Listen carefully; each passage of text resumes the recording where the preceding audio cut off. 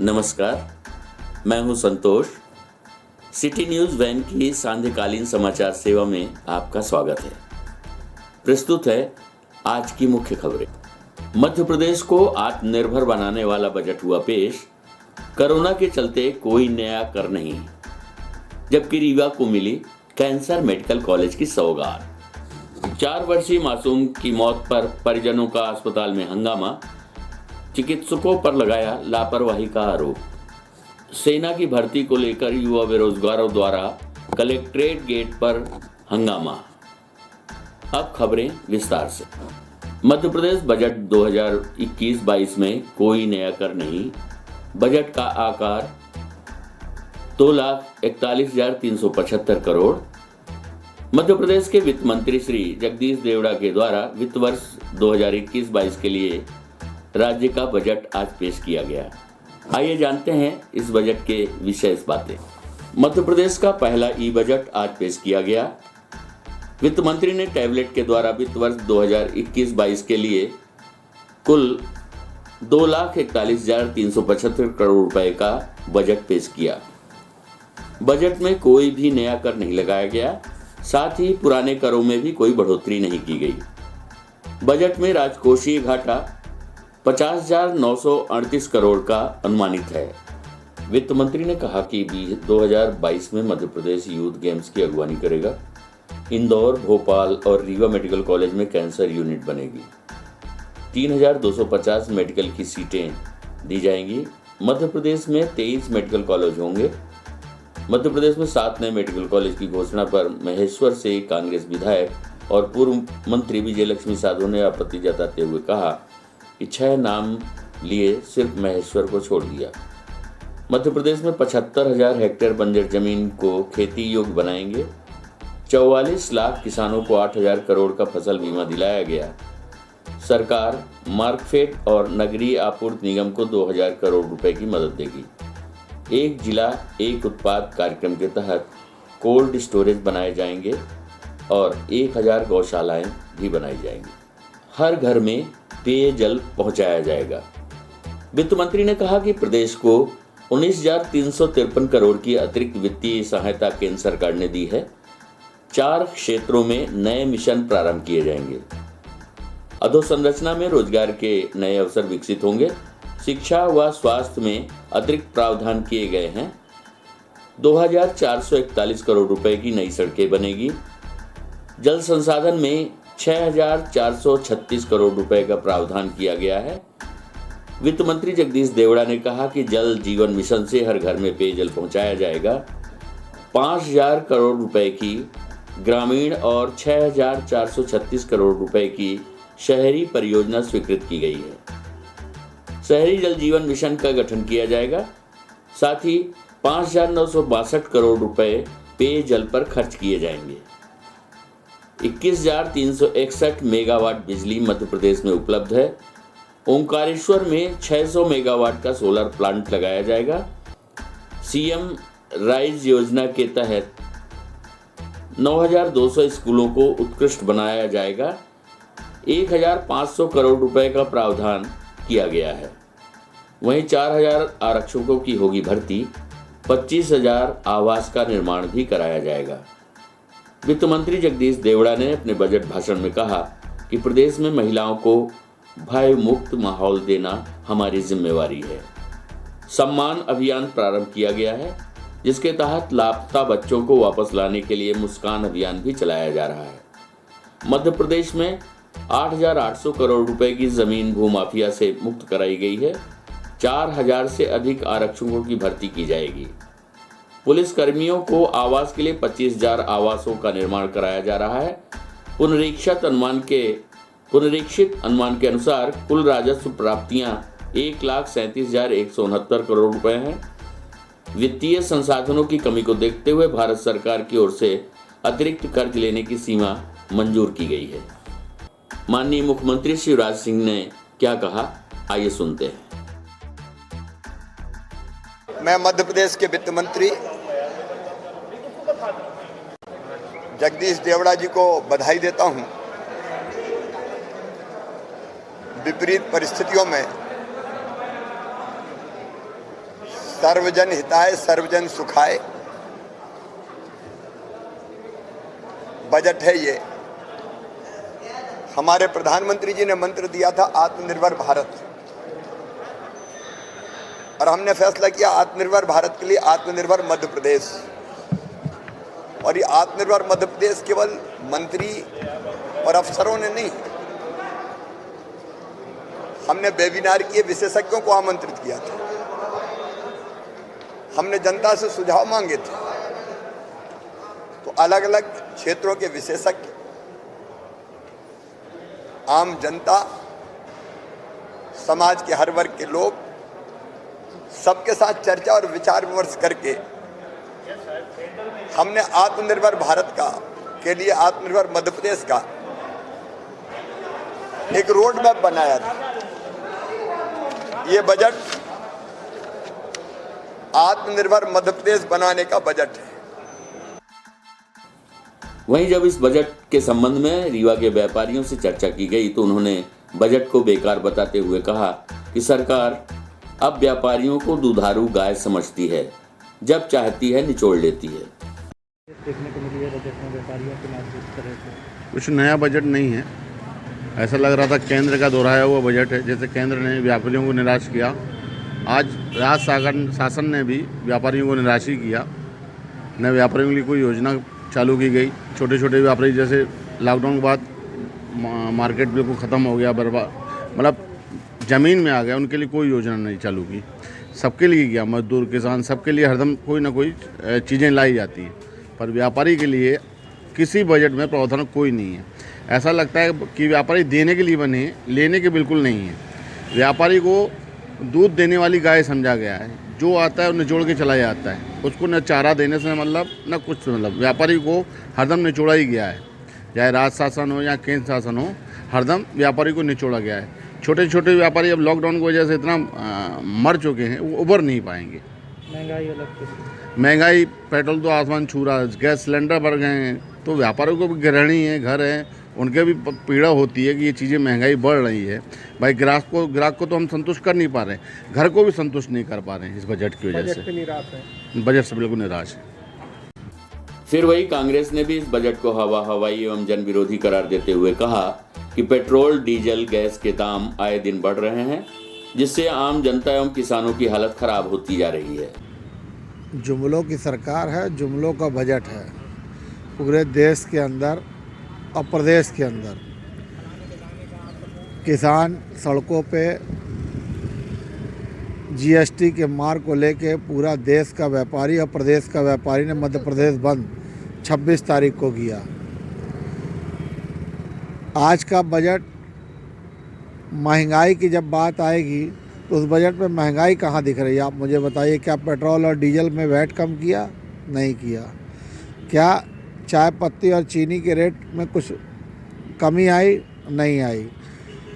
आज बच्चे online class में पढ़ रहे हैं। क्या स्कूल की फ़ीस के लिए बड़ी बात कही गई कि चाहे वो प्राइवेट स्कूल हो, चाहे वो सरकारी स्कूल हो, उन्हें कम से कम हम नहीं कर सकते तो 40% माफ़ की बात तो की जा सकती थी। आज मिडिल क्लास जो 10,000 15,000 रुपये की नौकरी करता है, वो जब अपने बच्चों की फ़ीस 500-1000 रुपये कैसे दे पा रहा होगा, या उसका दर्द और उसका दिल जानता होगा। बातें होनी चाहिए। कोई मेडिकल की बात करेगा, कोई कोरोना वैक्सीन को फ्री में देने की बात करेगा। हम इन सभी चीज़ों को स्वागत करते हैं, लेकिन वह स्वागत योग्य बात तभी होगी जब महंगाई कम होगी। 100 के पार पेट्रोल है। आम आदमी आज के तारीख में तेल 40 रुपये का डला रहा है, 20 रुपये का डला रहा है। वो 100 रुपये रोज़ का तेल डलाने की स्थिति पे नहीं है। तो पहले जिनसे वस्तुओं का रेट बढ़ता है वो है ट्रांसपोर्ट सस्ता होगा तो मुझे ऐसा लगता है कि किराना हो, अन्य सामग्री, उनके रेट सस्ते होंगे। वह तभी संभव है जब डीजल और पेट्रोल का रेट कम होगा। वहीं जब इस बारे में भाजपा संभागीय मीडिया प्रभारी योगेंद्र शुक्ला से चर्चा की गई तो उन्होंने बजट की सराहना करते हुए कहा कि ये बजट आत्मनिर्भर सिद्ध करने वाला बजट है। कोविड-19 के बाद यह बजट आत्मनिर्भर मध्य प्रदेश का रोड मैप है और आत्मनिर्भर मध्य प्रदेश सिद्ध करने वाला बजट है।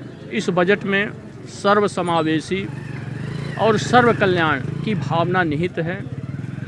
यह बजट जन जन के अरमानों के साथ मध्य प्रदेश को आत्मनिर्भर मध्य प्रदेश बनाने में मील का पत्थर साबित होगा। इस बजट में रीवा संभागीय मुख्यालय को एक नया मेडिकल कॉलेज मिलना बहुत खुशी की बात है। कृषकों के लिए, उद्योग के लिए घर घर नल के माध्यम से पानी पहुंचाने का एक भागीरथी प्रयास प्रदेश के मुख्यमंत्री शिवराज सिंह चौहान ने किया है, उसे साकार रूप करना है। 24,420 नए टीचरों की भर्ती होनी है। 9वीं से 12वीं तक के छात्रों के लिए मुफ्त परिवहन सुविधा देकर युवाओं के भविष्य को संवारने का काम इस बजट में हुआ है। इस बजट में सबके लिए प्रावधान किया गया है। कोई नया कर न लगाना बहुत बड़ी उपलब्धि है।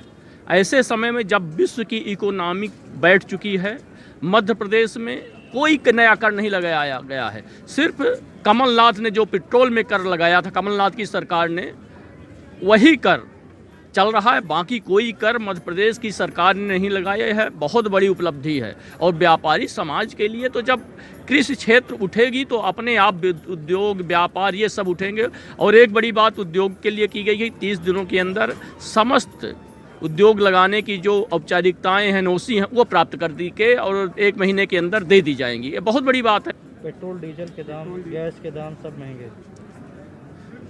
जैसा कि हमने कहा, इस बजट में एक आने का टैक्स न लगाना बहुत बड़ी उपलब्धि है। चूँकि पेट्रोल और गैस विदेश से नियंत्रित हैं, विदेश में इस समय ठंडी के कारण रेट बढ़े हुए हैं और माननीय देश के वित्त मंत्री जी ने कहा कि बहुत ही जल्द रेट गिरने वाले हैं।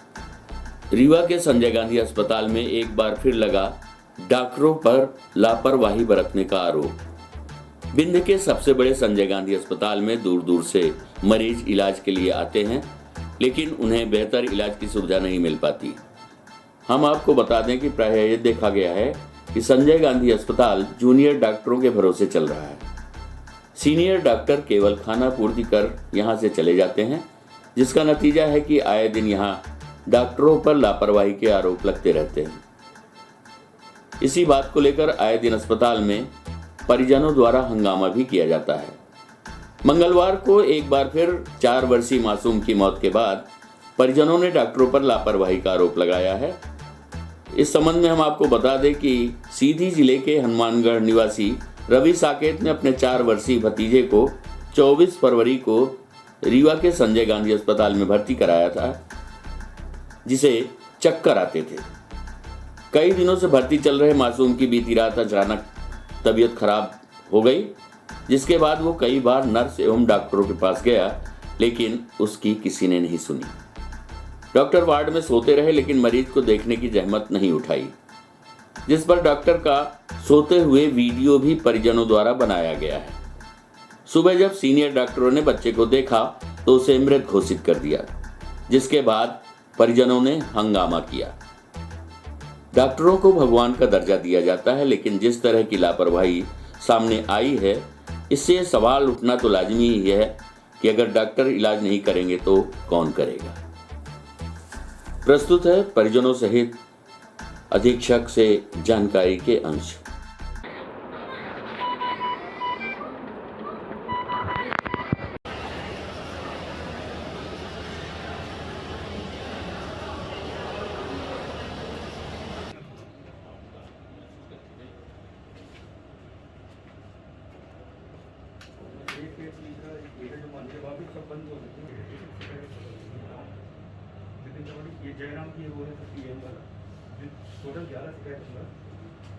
हम लोग हनुमानगढ़ से आए हैं दवाई करवाने पर। यह संजय गांधी अस्पताल रीवा में, जिला अस्पताल में।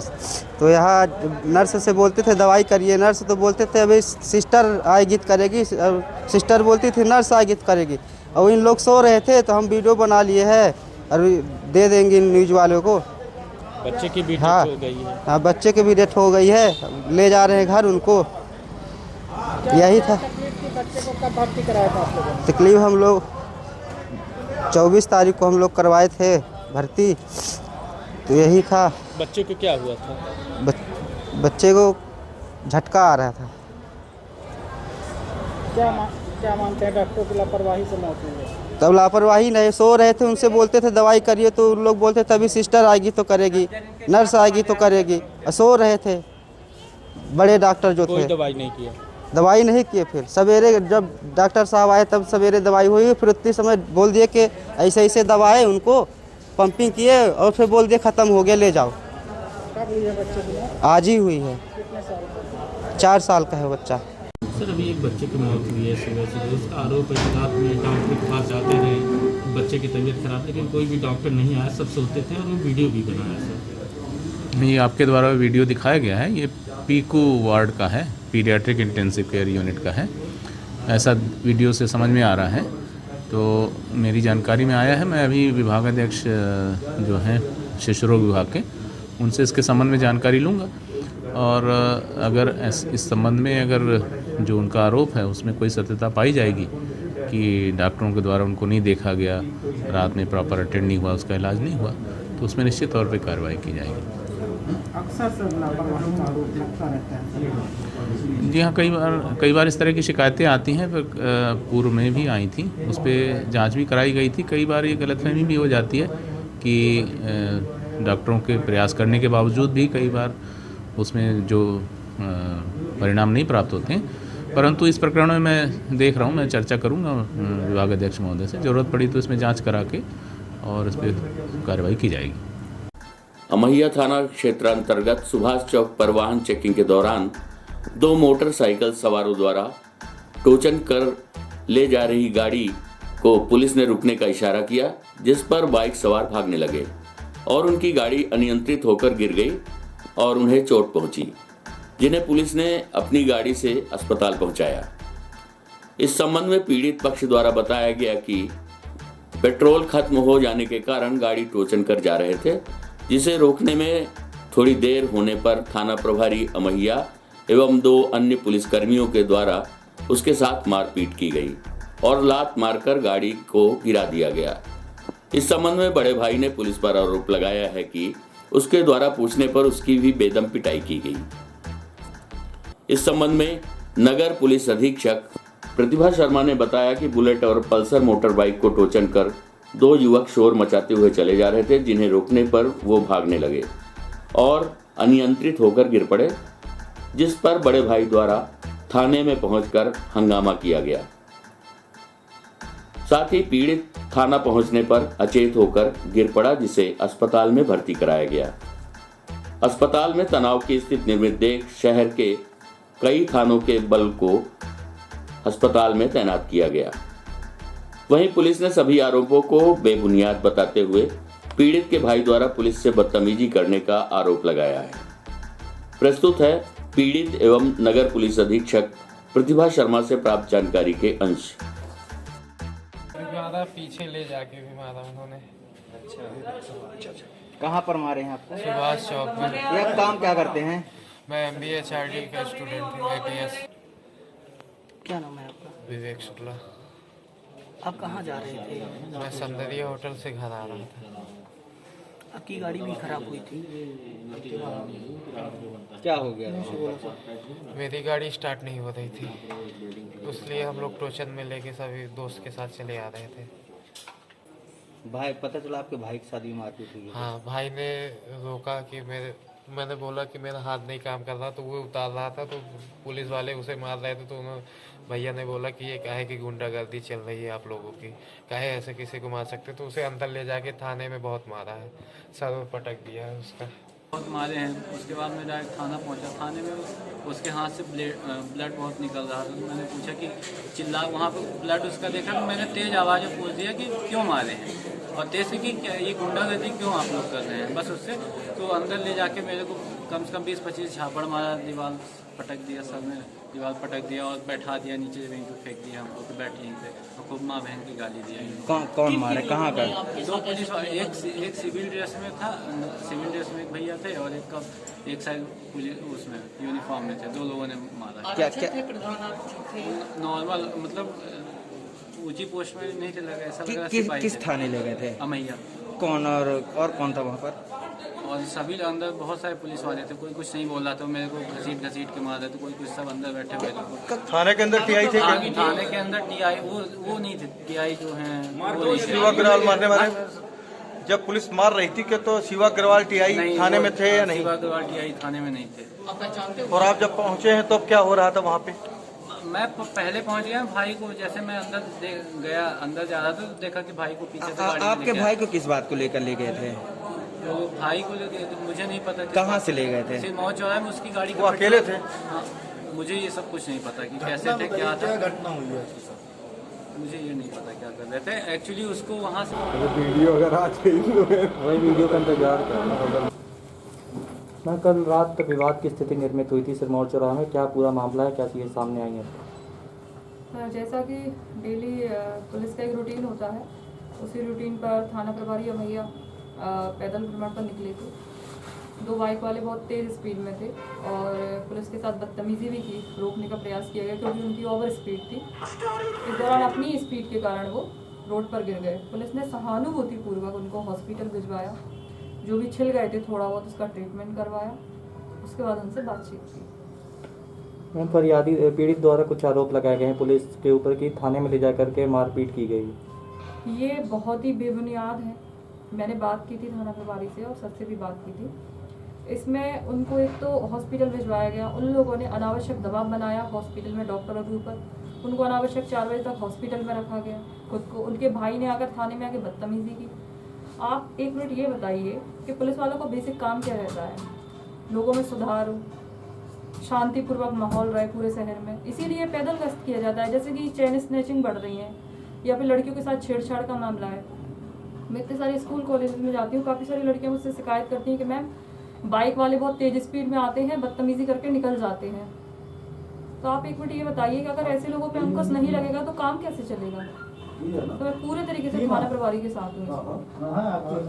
नगर निगम में खड़ी जेसीबी में लगी आग को पुलिस ने बताया शॉर्ट सर्किट की घटना। हम आपको बता दें कि विगत 2 दिनों पूर्व नगर निगम में खड़ी जेसीबी मशीन में भड़की आग के मामले में थाना प्रभारी ने घटना को शॉर्ट सर्किट से आग भड़कने की बात स्वीकार की गई। इस घटना के संबंध में पूर्व में असामाजिक तत्वों द्वारा आग लगाए जाने की आशंका व्यक्त की गई थी, किंतु थाना प्रभारी द्वारा नगर निगम सहित आसपास लगे सीसीटीवी फुटेज खंगालने पर घटना के समय किसी भी व्यक्ति को जेसीबी मशीन के समीप आते नहीं देखा गया। वहीं नगर निगम के सीसीटीवी कैमरे में देखा गया कि घटना शॉर्ट सर्किट से ही हुई थी। फिलहाल इस पर अभी पुलिस द्वारा विवेचना जारी है। प्रस्तुत है थाना प्रभारी ओंकार तिवारी से जानकारी के कुछ अंश।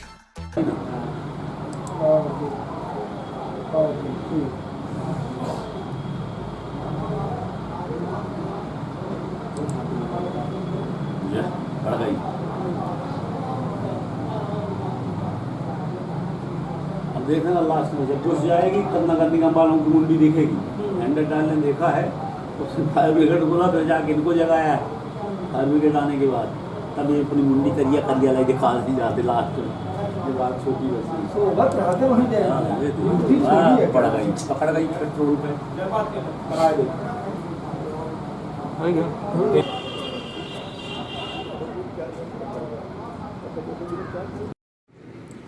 नगर निगम में आग लगने की घटना पर से धारा 435 का अपराध पंजीबद्ध किया गया था। नगर निगम के आसपास के सारे वीडियो कैमरे जो सीसीटीवी कैमरे लगे हुए हैं उन सबको चेक किया गया। घटना के समय पर ग्राउंड तरफ से या किसी और से जेसीबी की तरफ कोई भी व्यक्ति आना नहीं पाया गया। इन परिस्थितियों में जो नगर निगम में कैमरा लगा है उससे चेक किया गया तो पाया गया कि स्पार्किंग धीरे धीरे शुरू होती है और जो एक बड़े आग में बदल जाती है। तो मशीनरी फॉल्ट की वजह से ये घटना घटित होना फिलहाल पाई जा रही है।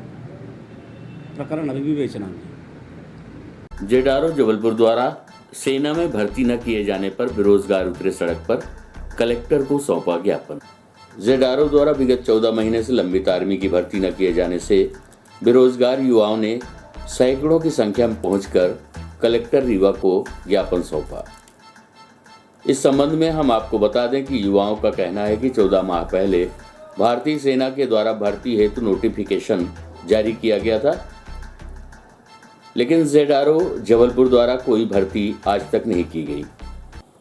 इस पर अभ्यर्थियों द्वारा मांग की गई है कि यदि मई माह तक भर्ती नहीं की गई तो कई अभ्यर्थियों की उम्र निकल जाएगी और 14 जिलों के अभ्यर्थियों का भविष्य खतरे में पड़ जाएगा।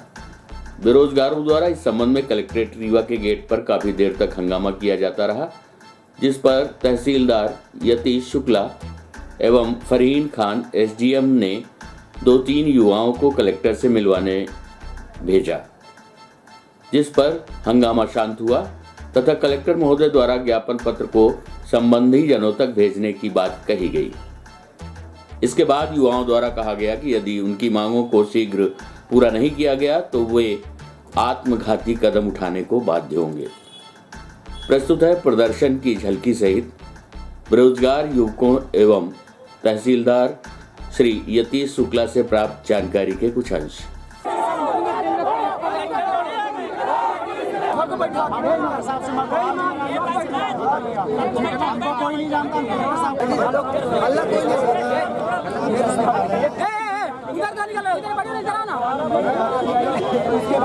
बात करेंगे, सारे बंदे बैठे रहेंगे। मैम 2 मिनट के लिए आ सकते हैं। एक से बात करिएगा क्या प्लीज? शांत रहिएगा, है ना? देखिए आप लोग किसी ऑफिस में आए हैं, उससे कुछ प्रोटोकॉल होते हैं, इसीलिए मैम हम लोग कुछ सोच के यहाँ पे आए हैं।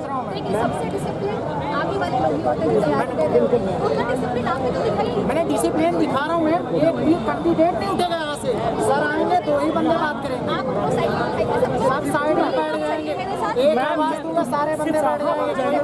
मैम सिर्फ 2 मिनट की बात, मतलब 2 मिनट में मैम यहाँ पे हम लोग लाखों बेरोजगार बैठे हुए हैं मैम। यहाँ से भविष्य की बात, यहाँ पे भविष्य की मैम यहाँ पे कोई कांग्रेस भाजपा का मामला नहीं है मैम।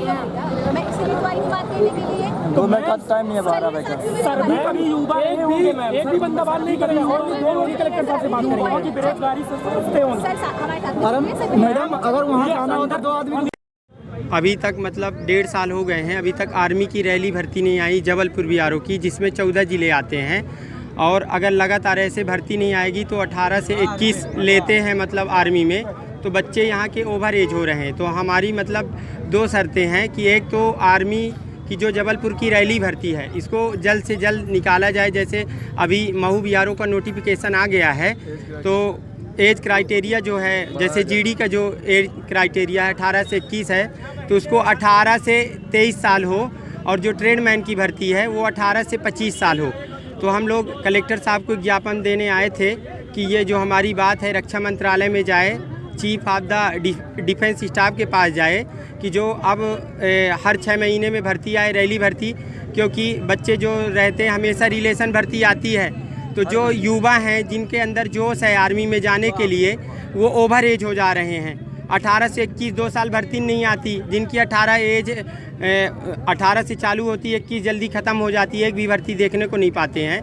तो इसलिए हम जो सभी हमारे सैनिक भाई हैं यहाँ इकट्ठा हैं, जो 2-2 साल 3-3 साल से मेहनत कर रहे हैं, लगातार लगे हुए हैं।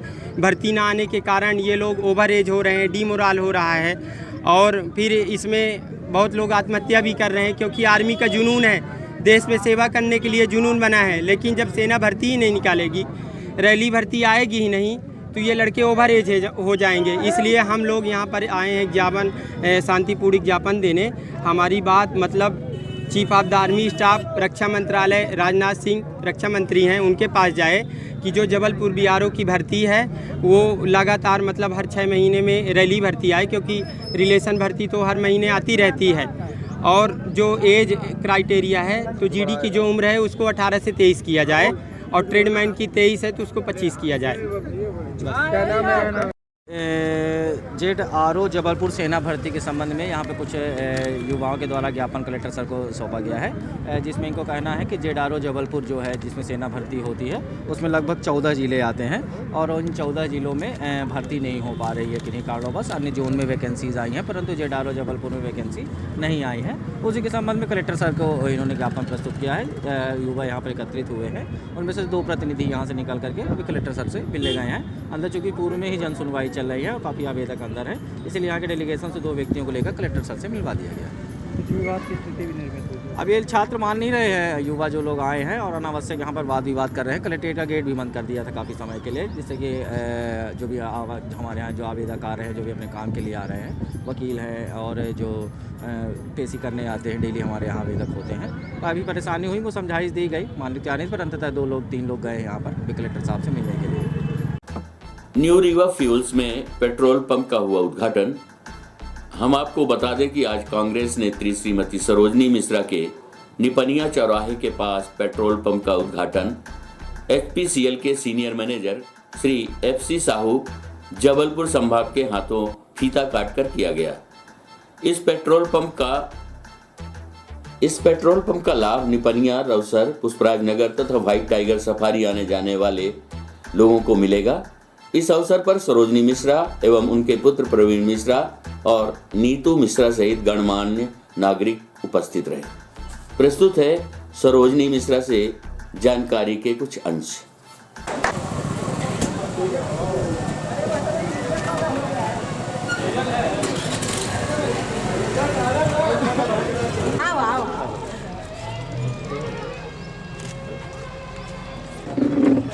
न्यू रीवा पंप में क्या क्या चीज़ की सुविधाएं आपके petrol pump? New Rewa fill station में डीजल, पेट्रोल कंप्यूटराइज्ड है, मोबिल ऑयल, सारी जितनी भी आपकी ये HPCL लिमिटेड में जितने भी प्रोडक्ट आते हैं पूरी सुविधा हमारी। क्रेडिट कार्ड, डेबिट कार्ड की क्या सुविधा? क्रेडिट कार्ड, डेबिट कार्ड, सारे सब चीज़ों की सुविधा।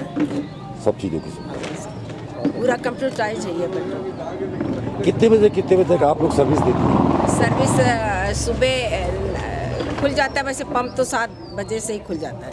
रात कालीन कितने बजे तक रहता है? रात को 9 बजे तक, 9:30-10 बजे तक। आज की खबरों में बस इतना ही। कल हम पुनः उपस्थित होंगे नई खबरों के साथ। तब तक के लिए हमें इजाजत दीजिए। नमस्कार।